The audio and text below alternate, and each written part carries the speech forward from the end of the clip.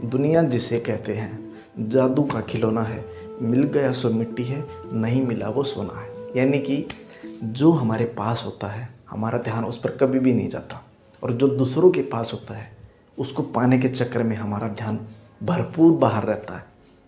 और यही ध्यान हमारे अंदर एक आत्महीन की भावना पैदा करता है, जिसकी वजह से हम ताउम्र अपने आप को कोसते रहते हैं कि वो हमारे पास क्यों नहीं है, वो चीज़ हमारे पास क्यों नहीं है। और जो अपने पास होती है वह हमें गंदी लगती रहती है, और वही चीज़ हमें इरिटेट करना शुरू कर देती है। तो दोस्तों, आज ही इस आत्म भावना को ख़त्म करने जा रहे हैं। आज मैं आपको बताऊंगा कि किस तरीके से आप क्रिएटिव तरीके से सोचें ताकि आप थोड़ा सा कॉन्फिडेंस महसूस कर सको, और आपको पास जो भी चीज़ है वह चीज़ अच्छी लगने लगे। और अच्छी चीज़ हमेशा आपको कॉन्फिडेंस को इंक्रीज़ करती है, ताकि आप खुशी खुशी ये जीवन व्यतीत कर सको। फर्स्ट पॉइंट, एक लड़का था, वह लगातार घर पे बनी हुई हर चीज़ का लगातार ब्लेम करता रहता था। मम्मी आपको दाल बनानी नहीं आती, मम्मी आपको चावल बनाने नहीं आते, मम्मी आपको चपाती बनानी नहीं आती, मम्मी आपको ये बनाना नहीं आती।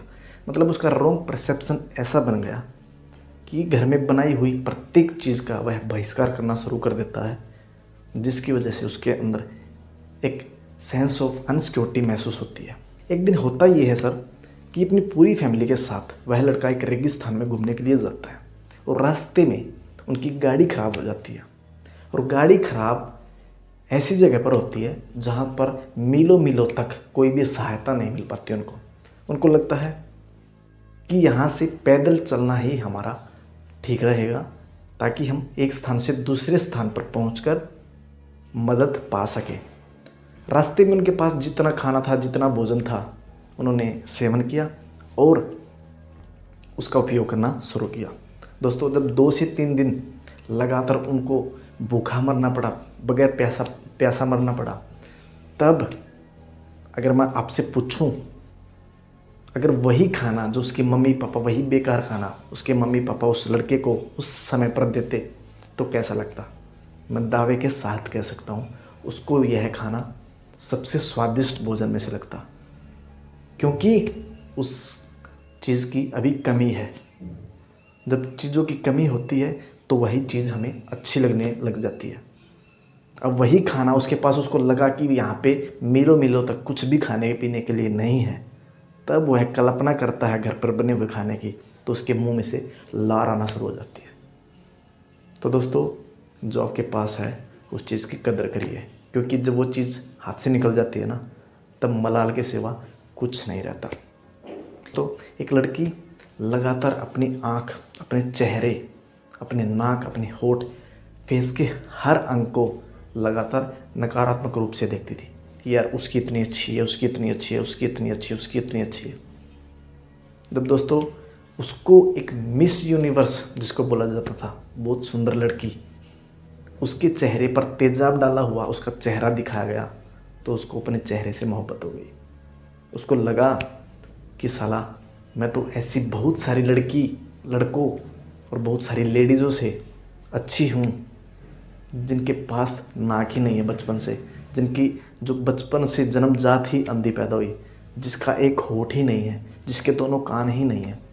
और उस मिस यूनिवर्स का क्या किया जाए जिसकी सुंदरता पर ही तेजाब छिड़क दिया गया। तो दोस्तों, आज वह लड़की अपने से सुंदर किसी को नहीं मानती। उसको अपने चेहरे से इस कदर मोहब्बत हो गई कि वह किसी की सुंदरता को देखकर लुभाना बर्ताव करना बंद कर देती है। तो दोस्तों, जो मिला है उसकी कदर करिए, क्योंकि जाने के बाद मलाल के सिवा कुछ नहीं रहता। तीसरा पॉइंट दोस्तों, एक हिरन की कहानी, जो कि एक तालाब में अक्सर पानी पीने के लिए जाया करता था, और पानी की परछाई में उसको अपने सींग दिखाई देते थे, और वह सींग देखने के बाद उस पर तुरंत रिएक्ट करना शुरू कर देता था कि यार कितने अच्छे सींग हैं मेरे, इन सींगों ने मेरी पूरे शरीर की सुंदरता को बढ़ा के रखा है, ये है वो है। मतलब अपनी सुंदरता के खिलाफ वह अक्सर महत्व देता रहता था दोस्तों।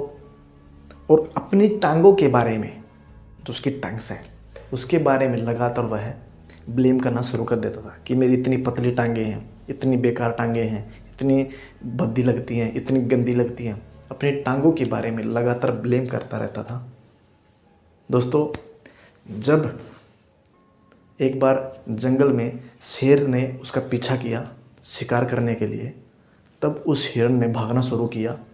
जब वह लगातार दौड़ता रहा, एक मोमेंट ऐसा आता है जब झाड़ियों में, बड़ी बड़ी झाड़ियों में, उसके सींग में वह झाड़ियों का फंस जाती है, वह झाड़ी फंस जाती है और वह टाइम उसी समय पर निकल नहीं पाता। जब उसने बहुत ज़्यादा पैरों से और हाथों से और बॉडी से अपना जोर लगाया, तब वह उन झाड़ियों को उखाड़ कर ही भाग जाता है और कुछ समय बाद वह अपना बचाव कर लेता है। तब वह दोबारा तालाब पर जाता है और तालाब पर जाने के बाद जब उसको नज़र आता है, तब उसको गिल्ट के अलावा कुछ भी महसूस नहीं होता। उस समय पर उसको याद आया कि जो मेरे पास है उसकी वास्तव में कदर करनी चाहिए।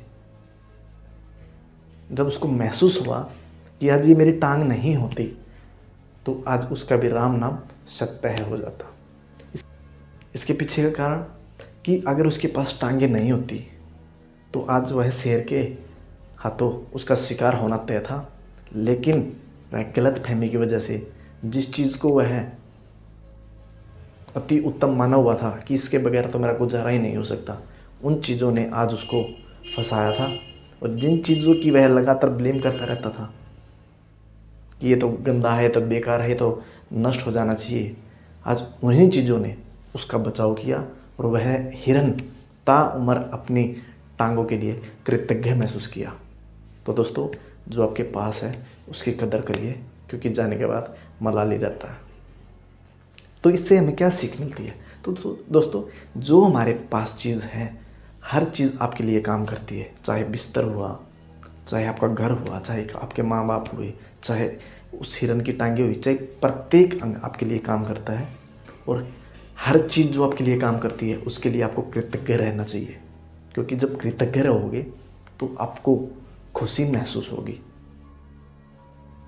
लेकिन ये कहावत इसीलिए बनाई गई है कि दुनिया जिसे कहते हैं जादू का खिलौना है, मिला सो जो मिट्टी है, नहीं मिला वो सोना है। मतलब दुनिया के पास जो है वो आपके पास आना चाहिए, और जो आपके पास है उसको भी पाने के लिए लाखों करोड़ों आदमी खड़े हैं, लेकिन उस पर आपका कभी ध्यान नहीं जाता। तो दोस्तों, जो है उस पर खुश रहिए, और क्या क्या आपके पास हैं और वह आपके लिए क्या क्या काम करती हैं, उन चीज़ों को सोचना शुरू कर दीजिए। आपको खुशी महसूस होना शुरू हो जाएगी भाई। तो दोस्तों, आज के लिए वीडियोज़ में इतना ही। अगर वीडियोज़ अच्छी लगी तो कृपया लाइक कीजिए, शेयर कीजिए और सब्सक्राइब करना मत भूलिएगा। और सब्सक्राइब करो तो बेल आइकन का दबा देना।